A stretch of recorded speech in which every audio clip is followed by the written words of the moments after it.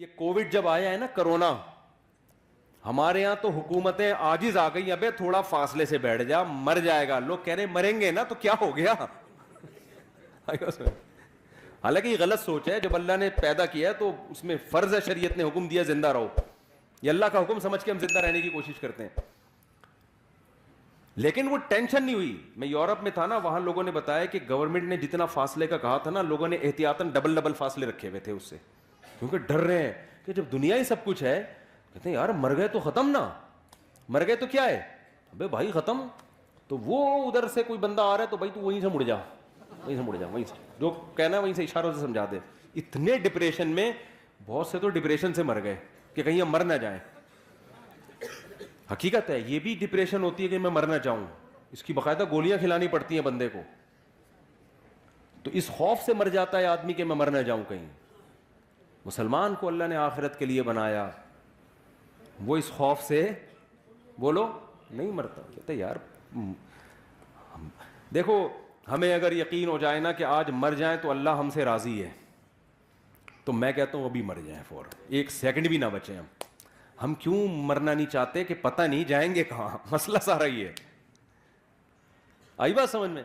اصل مسئلہ یہ ہے کہ پتہ نہیں ہمارے اعمال اس قابل ہیں یا نہیں کہ جنت میں جائیں. تو ہم پھر کوشش کرتے ہیں تھوڑا زندہ رہ لیں تاکہ کچھ توبہ کی توفیق مل جائے, کچھ اور اچھے اعمال کی توفیق مل جائے, کچھ برائیاں اگر ہوں تو ان سے بچنے کی توفیق مل جائے. تو مسلمان تو زندگی اس لیے مانگتا ہے تاکہ جو خامیاں ہیں ان کو ٹھیک کرنے کا اس کو موقع مل جائے. ورنہ میرے بھائی یہ زندگی مقصود نہیں ہے. مرے گا آج نہیں تو کل مرے گا.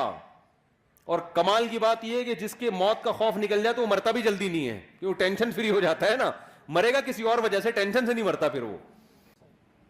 تو آپ کو اللہ نے میرے بھائی بھیجا ہے, ہم خود بخود نہیں آئے ہیں. جب اللہ نے بھیجا ہے تو اللہ نے کہہ دیا کہ جیسے مائیں بچوں کو سکھا رہی ہوتی ہیں بیٹا چاکلیٹ مت کھانا, پیٹ میں ویسے ہی کیڑے ہیں, جب کھاؤ گے تو یہ ساری چاکلیٹ کیڑے زیادہ شوق سے کھائیں گے, ٹھیک ہے نا, اور وہ اور موٹے تازے ہو کے اب 4 شادیاں بھی کریں گے اور اپنی نسل بھی بڑھائیں گے.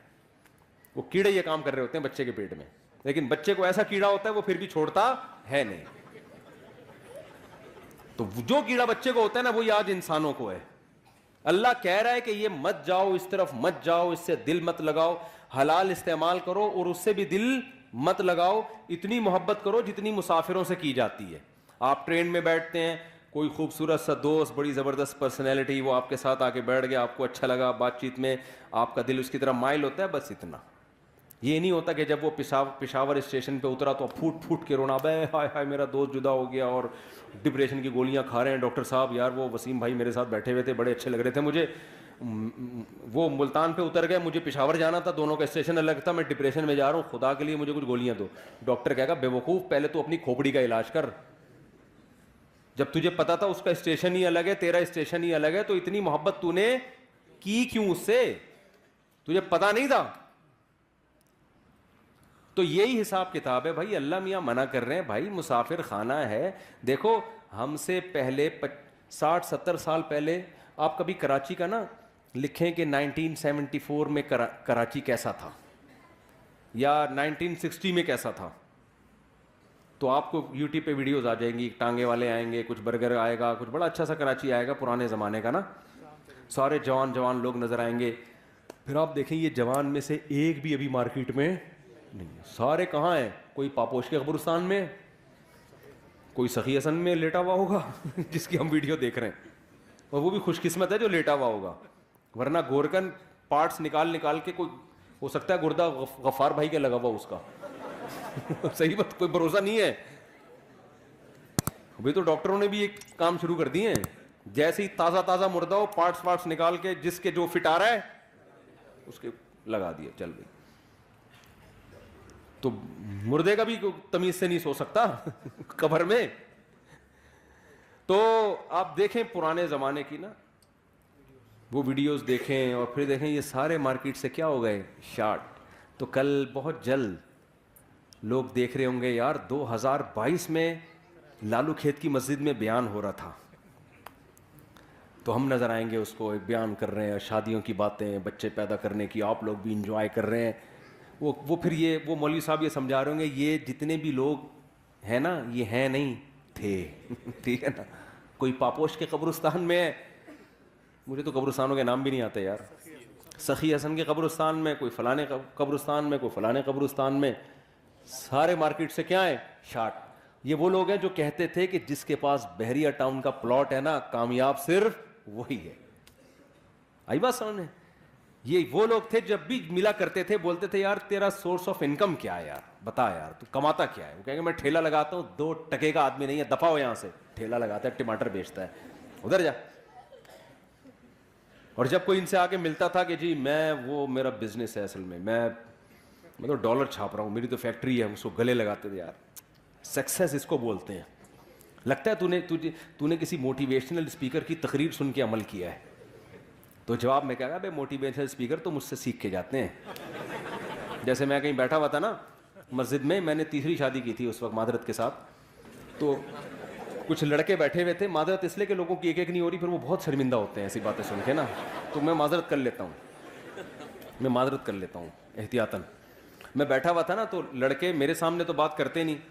جب میں نے تیسری کی نا تو کچھ لڑکے نا مسجد کے صحن میں بیٹھے ہوئے, انہی میں ایک ایسا بندہ بیٹھا ہوا جو میرا ریلیٹو تھا. ان لڑکوں کو نہیں پتا تھا کہ یہ میرا جاننے والا ہے. اب فری ہو کے بات کر رہے ہیں, آپس میں بات کر رہے ہیں, بھائی یار یہ مولوی صاحب جو ہے مفتی صاحب کون سی حکیم سے دوائیں لیتے ہیں یار, یہ کھاتے کیا ہیں یار, تیسری شادی کر لی انہوں نے یار. دوسرا کہتا ہے ابے حکیم خود ان سے دوائیں لے کے جاتے ہیں. پھینکے جا رہے ہیں, پھینکتے یار. 4 شادیوں کے لیے نا کوئی بہت پاور کی ضرورت, جو روٹی کھا رہے ہو نا یہ کافی ہے. سمجھ رہے ہو نا, یہ اللہ کی مرد کی نیچر بنائی ہے, یہ اتنا کافی ہے اس کے لیے کہ جو روٹی جو کھا رہے ہو نا آپ, ہم تو اپنی ضرورت سے زیادہ کھا رہے ہیں, تبھی تو پھٹ رہے ہیں دھماکوں سے, جا کے بھول جاتے ہیں, گول ہو جاتے ہیں, تو انرجی زیادہ کھا رہے ہیں. تو یہ اتنا اس میں ڈرنے کی ضرورت بالکل بھی نہیں. اب آپ کہو گے کہ جب میں نے دنیا کی ویلیو 2 ٹکے کی نہیں چھوڑی تو اس میں شادیاں بھی تو آ گئی نا, بچے بھی آ گئے, تو پھر ہم چھوڑ دیں سب کچھ. مسافر خانہ یہ 4 عورتیں بھی تو چھوڑنی ہے نا اپنے, بچے ہوں گے تو وہ بھی قبر میں اتاریں گے, تو کیا ضرورت ہے بحریہ ٹاؤن میں بزنس کرنے کی, کیا ضرورت ہے ڈاکٹر بننے کی, بس یہ آخری بات, کیا ضرورت ہے انجینئر بننے کی, کیا ضرورت ہے سائنٹسٹ بننے کی, کیا ضرورت ہے بزنس مین بننے کی, کیا ضرورت ہے بچوں کا باپ بننے کی. تو چھوڑ دو, 2 ٹکے کی ویلیو نہیں ہے. اب کیا کرو, جنگل میں نکل جاؤ, اللہ اللہ کرو, اللہ کو راضی کرو, مریں گے سکون سے, دنیا سے چلے جائیں گے. کیا خیال ہے؟ بعض لوگوں کو یہ بھی اشکال ہوگا جب یہ بیان سنتے ہیں, یار جب مسلمانوں کے دل میں دنیا کی 2 ٹکے کی ویلیو نہیں رہے گی تو یہ تو ترقی میں اور پیچھے ہو جائیں گے. نہیں آ رہی بات؟ پہلے ہی ہم ترقی میں اتنے پیچھے ہیں. وہ ان کی ٹرینیں دیکھو, ابھی تو میں بیٹھ کر آیا ہوں ٹرینوں میں, کراچی سے لاہور تک کا, پشاور تک کا جو سفر ہے نا, جو ہمارے یہاں طے نہیں ہوتا ٹرین میں, آدھے میں اترنا پڑتا ہے کہ میں نہیں جا رہا بھائی, میں واپس جا رہا ہوں. حقیقت ہے. میں تیز گام میں گیا فیملی کے ساتھ, کراچی سے پنڈی. فیصل آباد کے بعد مجھے وسوسے آنا شروع ہو گئے, بھائی یہیں اتر کے واپس چلتے ہیں, ہم جا ہی نہیں رہے پنڈی.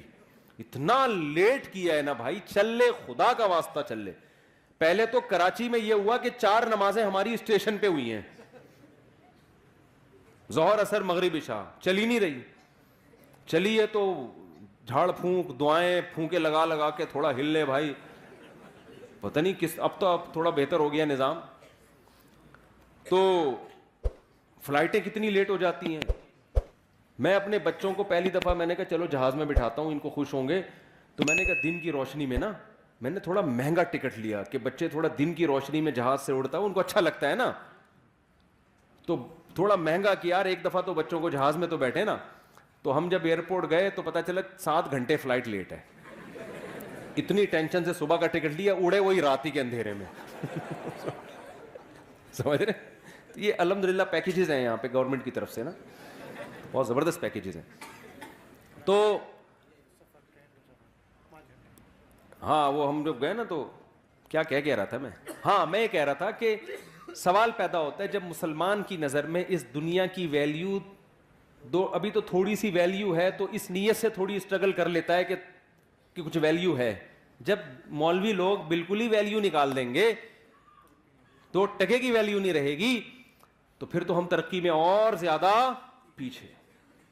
پھر تو ہماری ٹرینیں کراچی سے پشاور ابھی 48 گھنٹے میں پہنچ رہی ہیں. جب دنیا کی کوئی ویلیو نہیں رہے گی تو اور خراب انجن آ کے لگیں گے کہ جب دنیا مسافر خانہ ہے تو انجن سے دل کیوں بہلا رہے ہو, کھٹارے انجن رکھو نا. کیا خیال ہے بھائی, مسافر خانہ ہے نا, سفر ہے بھائی, پائیدان پہ جگہ ملے تو بھی ٹھیک ہے. ہم تو یہی W11 کی مثال دیتے ہیں کہ سیٹ مل جائے تو اچھی بات ہے, نہیں تو اس چکر میں سفر تھوڑی چھوڑتا ہے. تو اس کانسیپٹ کو کلیئر کرنے کی ضرورت ہے. دیکھو ہمیں اللہ نے پیدا کیا اپنی عبادت کے لیے, اپنی غلامی کے لیے. مجھے راضی کرنا ہے تو اللہ کو راضی کرنے کے جتنے کام ہیں نا سارے کرنے پڑیں گے. ان کاموں میں دنیا کمانا بھی ہے. دل لگانے پر پابندی ہے, کمانے پر پابندی نہیں ہے. نہیں آئی بات سمجھ میں؟ دل لگانے میں اور کام کرنے میں فرق کیا ہے؟ اب سوال پیدا ہوتا ہے جب دل ہی لگے گا تو کمائیں گے کیسے؟ ابے اللہ کے لیے کمائیں گے نا, اور جب اللہ کے لیے کمائیں گے تو کچھ لذتیں بھی حاصل ہوں گی دنیا کی, پھر ان لذتوں میں مزہ بھی آئے گا. دیکھو جب آپ افطاری کے وقت رمضان میں صبح روزہ رکھتے ہو سحری کے وقت, ٹھیک ہے نا, شدید گرمی کا روزہ ہے, بڑا لمبا روزہ ہے, سارا دن بھوکے پیاسے, کیوں اللہ نے پابندی لگائی ہے, نہ پانی پینا ہے نہ کھانا کھانا ہے, برداشت کیا اللہ کے لیے. پھر جب سورج غروب ہونے کا وقت آتا ہے, اب اللہ کہہ رہے میری عبادت اگر کرتے ہو تو کیا کرو, اب نہیں کھاؤ کیا, اپنی خواہشات قربان کرو, یہ بولتا ہے اللہ. اب اللہ کہتا ہے اب جو دیر کرے گا وہ گناہگار ہوگا, اب کھاؤ. کیا کرو؟ کھاؤ. اب ہم کس کو خوش کرنے کے لیے کھاتے ہیں؟ ڈبل مزہ آتا ہے کہ نہیں آتا؟ ایک مزہ یہ آتا ہے کہ پکوڑوں کا مزہ آ رہا ہے, سموسوں کا مزہ آ رہا ہے. دوسرا, اس سے اللہ خوش بھی ہو رہا ہے, اس سے اللہ کیا ہو رہا ہے؟ تو دنیا کا مزے کا مزہ اور اللہ کی عبادت کی عبادت. کیسی پیاری دعا ہے جو نبی پڑھا کرتے تھے روزہ افطار کرنے کے بعد, ذهب الظما وابتلت العروق وثبت الاجر انشاءاللہ. پیاس بھی چلی گئی اور رگیں تر ہو گئی. یہ تو دنیا کا مزہ, اور آخرت کا مزہ کیا, اس روزے کا اجر ہمارے اعمال میں اللہ نے لکھ لیا, یہ آخرت میں ملے گا ہمیں. اس کی ایک الگ خوشی ہوتی ہے. تو میرے بھائی آپ کو اسلام ترقی سے منع نہیں کرتا, دنیا سے دل لگانے سے منع کرتا ہے. دل کس سے لگاؤ؟ اللہ سے. لہذا اللہ کے لیے کسی سے لگانا پڑے تو لگاؤ. اللہ اگر منع کر رہا ہے لگانے سے تو یعنی دل تو دنیا سے بھی لگے گا مگر اتنا لگے گا جتنی اللہ اجازت دے رہے اور جس سے اجازت دے رہا ہے. سمجھ میں نہیں آ رہی بات؟ اللہ کہہ رہا ہے بیگم سے بھی محبت کرو, اولاد سے بھی اور ماں باپ سے بھی. زیادہ کس سے کرو؟ ان تینوں میں زیادہ کس سے کرو بھائی؟ ماں باپ سے بھی, بیگم سے بھی اور اولاد سے بھی. تینوں میں زیادہ کس سے کرنی ہے؟ پہلی بات تو اللہ سے ہم پرمیشن لیتے ہیں ان سے محبت کرنی ہے نہیں کرنی, اللہ نے کہا کرنی ہے, میری طرف سے کیا ہے. تو ہم چونکہ اللہ کے غلام ہیں تو اللہ آرڈر دے رہا ہے, تو اللہ تو نے آرڈر دیا تو ہم کریں گے, ٹھیک ہے نا. یہ ہماری محبت کس کے لیے ہو رہی ہے؟ اللہ کے لیے ہو رہی ہے. تو یہ اللہ سے محبت کا حصہ ہے یہ. پھر اللہ کتنی کرنی ہے ان تینوں میں؟ بچوں سے زیادہ کریں, بیگم سے کریں یا ماں باپ سے؟ اللہ کہہ رہے ہیں سب سے اوپر گراف کس کا رہنا چاہیے؟ والدین کا. نہیں آ رہی بات؟ سب سے پہلے کس سے کرنی ہے؟ ابا اماں. نہیں آ رہی بات؟ اے اللہ کتنی کرنی ہے ان سے؟ حالانکہ اس میں دنیاوی مفاد نہیں ہے, کیونکہ ابا بڑھاپے میں بہت بوجھ لگتے ہیں. جوانی میں تو نچوڑ لیا ان کو, اب ریٹائر ہو گئے, اب کھانسنے کے لیے رہ گئے وہ گھر میں. ان کی دوائیاں ہیں, ان کے مسائل ہیں, پھر وہ بڑھاپے میں دماغ چڑچڑا ہوتا ہے, پوچھ رہے ہیں کہاں جا رہا ہے, کہاں سے آ رہا ہے, تو اچھا ہی نہیں لگ رہا ہے. یار یہ کیا ہے یار, میں اپنی لائف کو انجوائے کرنے دو ابا. تو ابا پھر اپنے ابا کے واقعات سنا رہے ہوتے ہیں, بیٹا ہم تو اپنے ابا کے پاؤں بھی دباتے تھے. ابا وہ پرانا زمانہ تھا, ونس اپون اے ٹائم. ابا کو سمجھا رہے ہوتے ہیں. تو اللہ میاں نے کہا کہ جیسے افطاری میں تمہیں سموسے سے دل بہلانے کی اجازت ہے, سموسہ اچھا لگ رہا ہے, میری طرف سے کوئی پابندی نہیں ہے, لگے کھاؤ بھی. تو اللہ میاں نے کہا کہ کچھ چیزیں ایسی ہیں جو تمہیں اچھی لگیں تو میں نے کوئی پابندی نہیں لگائی، جتنی لگ رہی ہیں اور زیادہ اچھی لگنا شروع ہو جائیں، بشرطے کہ اللہ سے آگے نہ نکالو ان کو. لیکن جب ان کا آپس میں کمپیئر ہوگا، تقابل ہوگا، تو سب سے زیادہ محبت ابا اور اماں، ان کی ناراض نہیں کرنا، ان کو ان کے پاؤں میں جنت تلاش کرنی ہے. ایک موٹیویشن اسپیکرس ہیں، وہ ایک دن بیان میں شارٹ کلپ میں کہہ رہے تھے کہ جو ماں کے قدموں تلے جنت ہے تو یہ ہر ماں کے قدموں میں نہیں ہے. بعض لوگ بات ایسے ہی کرتے ہیں کہ وہ علم صحیح نہیں ہوتا، جس کی وجہ سے معاشرہ غلط سمت میں جانا شروع کر دیتا ہے. میرا مقصد ان کا مذاق اڑانا نہیں ہے، لیکن یہ بات چونکہ اس سے نوجوان غلط گائیڈ ہو رہے ہیں، اس لیے میں نے کہا اس کی وضاحت کروں گا. موقع آ گیا تو وضاحت کرنے کا موقع مل رہا ہے. پھر انہوں نے محترم نے مثال دی کہ جو ابو لہب کی بیوی تھی، جس کے بارے میں قرآن میں آتا ہے اس کے گلے میں رسی تھی اور پھندا لگا اور مر گئی. بڑی کافر عورت تھی نا، تو وہ کافر عورت تھی تو وہ بھی تو کسی بچے کی ماں ہوگی، تو کیا اس کے بھی قدموں میں جنت ہے؟ تو یعنی وہ بتا رہے تھے کہ ہر ماں کے قدموں میں جنت نہیں ہوتی بھائی، ماؤں کی بھی دو قسمیں ہوتی ہیں، کچھ اچھی ہوتی ہیں، کچھ بری ہوتی ہیں. یہ غلط گائیڈنس ہو رہی ہے. ہر ماں کے قدموں تلے جنت ہے، چاہے وہ کافر بھی ہو. بات یہ کہ وہ ماں کے قدموں میں ماں کے لیے جنت نہیں ہے. کس کے لیے جنت ہے؟ اولاد کے لیے جنت ہے. میں اگر وہاں موجود ہوتا نا ورک شاپ میں تو میں کہتا ایکسکیوز می سر، ایک بات آپ سے کرنی ہے کہ ابو لہب کی بیوی اگرچہ جہنم میں جائے گی، لیکن اس کے بچوں کے لیے اس کے قدموں میں اللہ نے جنت رکھی ہے. قرآن کہتا ہے وَإِن جَاهَدَاكَ عَلَىٰ أَن تُشْرِكَ بِي، کہ اگر تمہارے ماں باپ اتنے بڑے کافر ہیں کہ تمہیں زبردستی شرک پر مجبور بھی کریں، ان کی بات نہیں ماننی، لیکن صاحبہما فی الدنیا معروفا، پھر بھی ان کے قدموں میں تم نے جنت تلاش کرنی، دنیا میں اچھا سلوک کرنا ہے. یہی تو مطلب ہے قدموں میں جنت کا. تو آج کل اولادیں ویسے ہی ماں باپ کو نہیں پوچھ رہی ہیں. اس طرح کی تقریریں آئیں گی تو پھر اپنے ابا اماں میں عیب تلاش کریں گے. وہ ہر بچہ جا کے دیکھا یار میری اماں تو یہ بھی کام غلط ہے، میری اماں کا تو یہ بھی حرکت ٹھیک نہیں ہے، تو اس کا مطلب میری اماں خود ہی جنتی نہیں ہے، تو اس کے پاؤں میں کہاں سے جنت آ گئی؟ اور بھائی آپ کو ابا اماں کے فالٹ نکالنے کی اجازت نہیں ہے. اللہ نے ابو لہب کی بیوی کو برا کہا، اللہ ہے، اللہ کو حق ہے کہ کسی کو برا کہے، کسی کو جہنم میں بھیجے. ابو جہل کی بیوی یا ابو لہب کی بیوی کی جو اولاد تھی، اس کو شریعت نے یہی پابند کیا کہ تم نے اپنے ماں باپ کے احسانات کا بدلہ دینے کی کوشش کرنا ہے اور تم نے ان کے ساتھ اچھا سلوک کرنا ہے. نہیں آ رہی میرا خیال بات سمجھ میں؟ تو آپ کو تو حکم ہے کہ آپ کے ابا اچھے ہیں برے ہیں، بھائی آپ کو اچھا سلوک کرنا ہے. تو اللہ میاں، میں یہ کہہ رہا تھا کہ بس بات ختم کر رہا ہوں، ترقی میں پیچھے جب رہیں گے جب یہ اللہ کے لیے نہ ہو یا آپ کوشش ہی نہ کرو.